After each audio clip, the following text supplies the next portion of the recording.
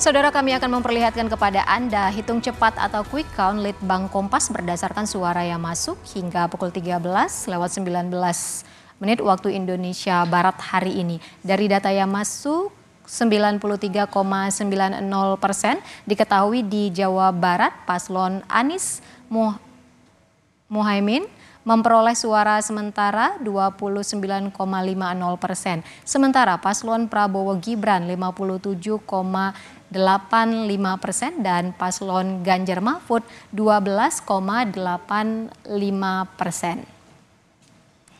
Lalu kita ke Jawa Tengah dan Daerah Istimewa Yogyakarta, saudara, kita lihat di sini paslon Anies Muhaimin memperoleh 24,05%, sementara paslon Prabowo Gibran 57,58%.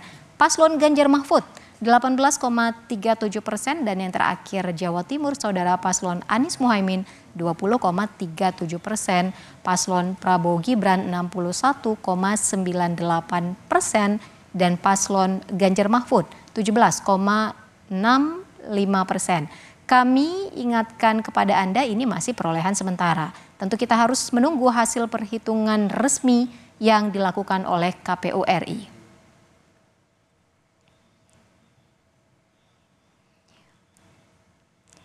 Saudara, kalau tadi kita sudah melihat hasil hitung cepat atau quick count Litbang Kompas soal bagaimana perolehan suara masing-masing paslon, khususnya di wilayah Jawa Timur, Jawa Tengah, dan Jawa Barat. Lalu pertanyaannya, apa saja sebenarnya faktor yang mempengaruhi perolehan suara masing-masing paslon? Kita bahas bersama dengan Kepala Biro dari Jawa Timur, Wahid Mukaidori, lalu Kepala Biro Jawa Tengah, Agus Sutiono, dan juga Kepala Biro Jawa Barat, Nugroho Iman Santoso. Kita bahas terlebih dahulu dengan Kabiro Jawa Timur, ada Mas Wahid Mukaidori.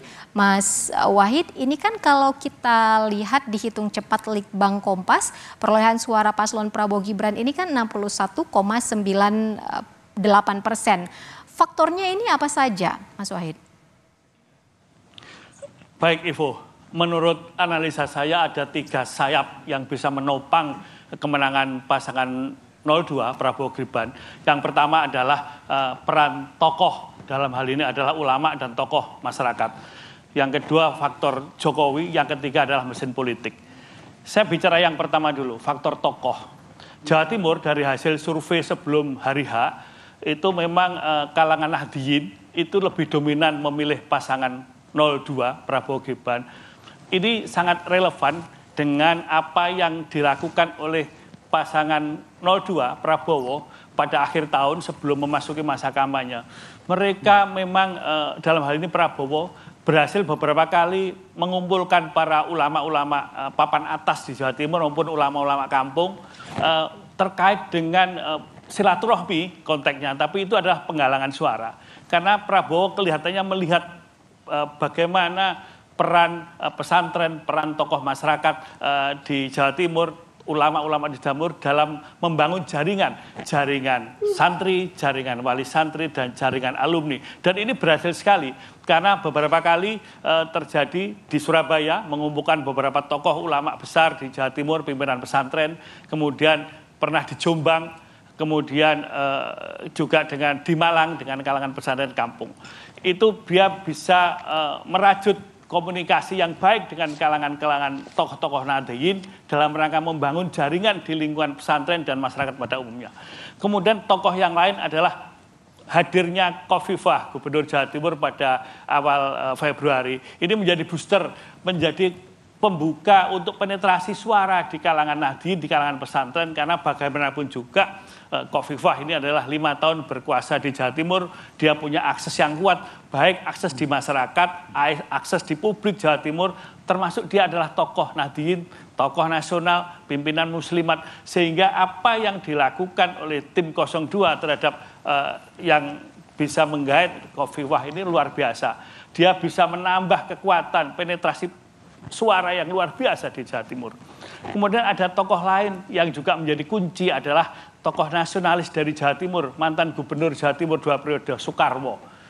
Ini kelihatan sekali permainan yang sangat cantik dan solid adalah menggunakan peran-peran tokoh baik kalangan Nahdliyin, kalangan tokoh nasionalis yang memang selama ini menjadi ciri khas di Jawa Timur. Dua kekuatan itu yang sekarang sudah berhasil dibuktikan oleh pasangan 02.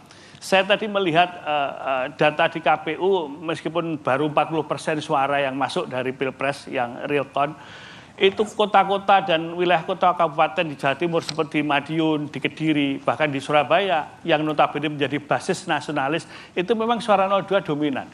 Suara 02 dominan. Ini membuktikan bahwa apa yang dilakukan oleh para tokoh ini luar biasa. Kemudian peran Jokowi. Kita melihat Jokowi selama ini memang kepuasan masyarakat terhadap Jokowi luar biasa, angkanya sangat tinggi, dan itu juga mempengaruhi keputusan masyarakat Jawa Timur. Apalagi warga Nahdien di Jatim juga melihat bahwa apa yang dilakukan oleh Jokowi ini juga sejalan dengan apa yang dilakukan oleh struktural di PBNU misalkan. Saya mencatat selama akhir Januari, Jokowi itu hadir di acara-acara NU PBNU 3 kali. Peringatan Muslimat NU di Gelora Bung Karno di Jakarta, kemudian apel pemuda dan santri di Wonosobo, Jawa Tengah, dan yang terakhir adalah NU di Yogyakarta. Kehadiran seorang Jokowi di sebuah acara NU itu sudah dimaknai sangat positif bagi kalangan Nahdien. Mereka menganggap bahwa apa yang dilakukan selama ini oleh ormas NU struktural di PBNU itu juga sejalan dengan pemerintah, sejalan dengan Jokowi. Oleh karena ini juga bisa menjadi daya pikat, daya tarik sendiri bagi kalangan Nahdien terhadap Jokowi. Kemudian mereka melihat Jokowi siapa calonnya. Sekalipun tidak secara tersurat, namun masyarakat tentu melihat bahwa Jokowi punya kedekatan dengan pasangan 02, yaitu Prabowo Gibran. Apalagi di situ ada cawapres yang adalah anak dari Jokowi. Baik, Mas Wahid. Kemudian yang ketiga adalah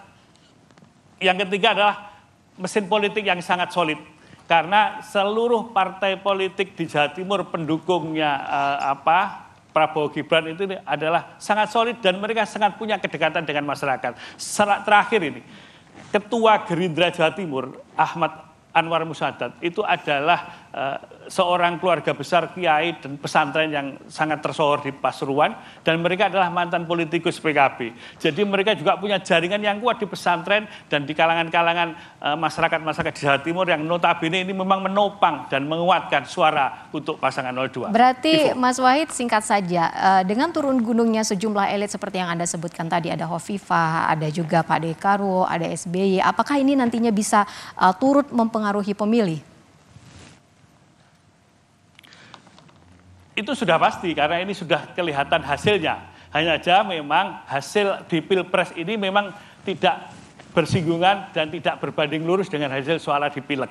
Jadi kami melihat hari ini bahwa meskipun suara pasangan 01 Caimin ini kalah dengan pasangan suara 02, tapi suara di Pileg meskipun belum final, PKB masih tetap unggul di Jawa Timur. Sehingga ini tentu ada analisa tersendiri nanti terkait dengan Pileg. Tapi bahwa kehadiran tokoh-tokoh di Jawa Timur, kehadiran ulama itu sangat dominan dan sangat luar biasa dalam menetrasi suara Nahdien dan suara pada umumnya di Jawa Timur terhadap pemenangan pasangan 02 versi quick count. Baik, Mas Wahid, terima kasih banyak. Nanti kita akan selanjutnya lanjutkan perbincangan dengan Kepala Biro Jawa Tengah dan Jawa Barat usai jeda. Saudara tetaplah bersama kami di Kompas TV, program khusus mengawal hasil pemilu.